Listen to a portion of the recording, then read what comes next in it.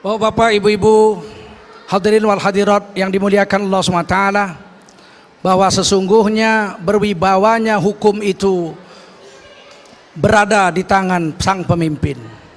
Pernah satu hari ketika Rasulullah telah wafat, Sayyidina Abu Bakar Siddiq radhiyallahu anhu diangkat jadi khalifah.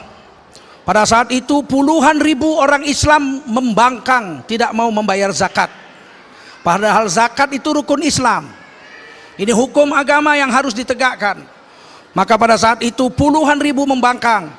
Khalifah Abu Bakar bermusyawarah dengan pembesar-pembesar Islam waktu itu, termasuk Umar bin Khattab radhiyallahu anhu. Kata Sayyidina Abu Bakar, siapa yang tidak bayar zakat, kita serang, kita perangi sampai mereka tunduk dan mau bayar zakat. Saat itu Umar bin Khattab membantah, wahai Khalifah Rasulullah Sayyidina Abu Bakar, bukankah mereka telah mengucapkan syahadat? Benar, mereka orang Islam telah mengucapkan 2 kalimat syahadat. Bukankah mereka melaksanakan sholat? Benar, kata Sayyidina Abu Bakar, mereka melaksanakan sholat, tapi mereka tidak bayar zakat. Ini hukum agama yang harus ditegakkan, saya akan serang. Umar bin Khattab radhiyallahu anhu mengatakan, wahai Abu Bakar Siddiq, adakah engkau akan menyerang orang yang telah mengucapkan syahadat dan membayar zakat dan menegakkan sholat? Sayyidina Abu Bakar Siddiq radhiyallahu anhu menjawab dengan tegas, wahai Umar, demi Allah, kalau dulu zaman Rasul mereka membayar zakat onta dengan talinya, pada zaman aku dia bayar zakat onta tidak pakai tali, talinya ku tagih. Ini penegakan hukum yang luar biasa dari seorang Khalifah Abu Bakar yang begitu lemah lembut, begitu lemah lembut, suka menangis. Tapi ketika hukum ditantang, tidak ada pandang bulu, pecah perang Riddah. Ribuan sahabat Nabi hafiz Quran wafat syahid membela kebenaran ini. Tapi setelah itu tidak ada satupun orang berani melanggar hukum, tidak membayar zakat pada pemerintahan Khalifah Abu Bakar Siddiq radhiyallahu anhu. Ini perintah Allah, janji Allah untuk menegakkan hukum ditangani oleh Khalifah Abu Bakar sebagai contoh bagi kita, sebagai contoh bagi bangsa Indonesia, sebagai khalifah-khalifah kita yang meneruskan perjuangan-perjuangan pendahulu pendiri negara ini. Ikuti Sayyidina Abu Bakar, tegakkan hukum tanpa pandang bulu.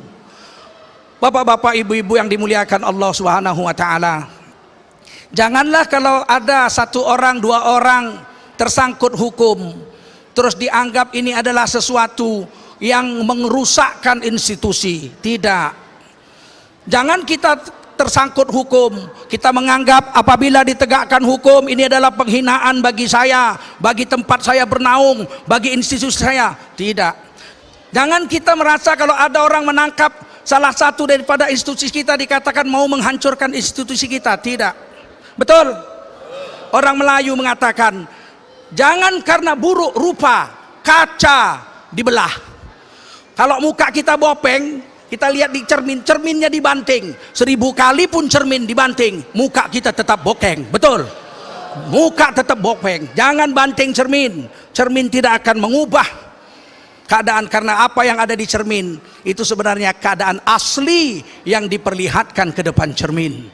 Bagaimanapun orang yang berbuat dosa itu, para korban-korbannya itu semuanya melihat dan mendengar kejadian ini. Betul tak? Ketika dia bilang, saya tidak ada begini, saya tidak ada begitu, saya tidak ada begini, semua korbannya akan mencibir. Enggak ada. Semua korban-korbannya akan mencibir. Di dunia saja dia sudah dihina orang, bagaimana di akhirat dia akan dihina oleh Allah Subhanahu wa ta'ala. Sesungguhnya kiraman katibin punya kamera yang aktif 24 jam merekam semua kejadian kita. Bahkan di tempat yang gelap sekalipun, yang gak ada cahaya, nanti di hari akhirat akan diperlihatkan. Itu filmnya. Waktu kau melakukan, kita heran, loh waktu itu kan gak ada lighting, gak ada sinar, loh kok iso ketok kabeh ya? Baru bingung itu. Baru bingung. Siapa yang taat sama Allah sama Rasul, kalau nggak salah kita terus jujur sampai mati. Kalau bersalah tobat dan ngaku salah, biar dihukum di dunia nggak apa, nanti kita mati kita akan ditinggikan derajatnya seperti nabi-nabi, bersama dengan nabi-nabi, bersama dengan orang-orang soleh, orang-orang jujur, siddiq, bersama orang-orang mati